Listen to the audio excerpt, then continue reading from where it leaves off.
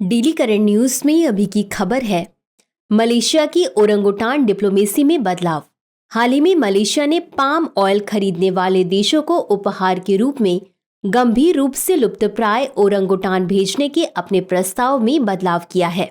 नवीनतम प्रस्ताव के अनुसार मलेशियाई पाम ऑयल के आयातकों को एक या अधिक ओरंगुटान को प्रायोजित करने की पेशकश की जाएगी और प्राप्त धन का उपयोग मलेशिया के भीतर उनके संरक्षण के लिए किया जाएगा।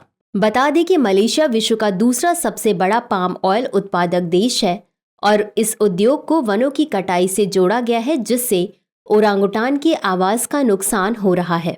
चलिए अब जानते हैं मलेशिया की ओरांगुटान कूटनीति के बारे में। इस नीति के तहत मलेशिया से पाम ऑयल खरीदने वाले देशों को ओरांगुटान उपहार में देने की योजना थी, जिसकी घोषणा इसी वर्ष मई में की गई थी। यह नीति चीन की पांडा कूटनीति से प्रेरित है। बता दें कि पशु कल्याण समूहों ने मलेशिया की प्रारंभिक रणनीति की कड़ी आलोचना की। उन्होंने कहा कि पाम ऑयल उत्पादन के लिए जंगलों को नष्ट करना पाखंड है। चलिए अब जानते हैं चीन की पांडा कूटनीति के बारे में। मित्रता या सद्भावना के प्रतीक के रूप में चीन अन्य देशों को पांडा उपहार या उधार में देता है। इस अभ्यास के माध्यम से चीन अन्य देशों के साथ अपने राजनयिक संबंधों को मजबूत करता है।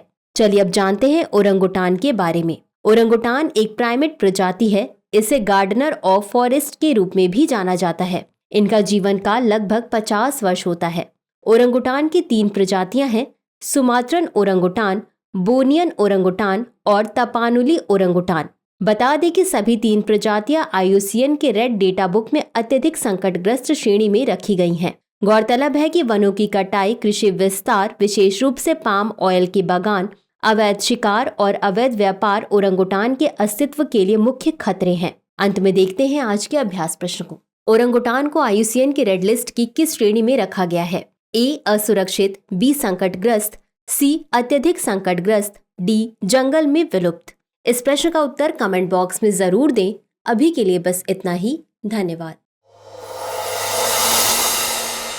डियर व्यूअर्स, अपने एग्जाम की तैयारी को और बेहतर करने के लिए हमारे चैनल को लाइक, शेयर और सब्सक्राइब करना न भूलें।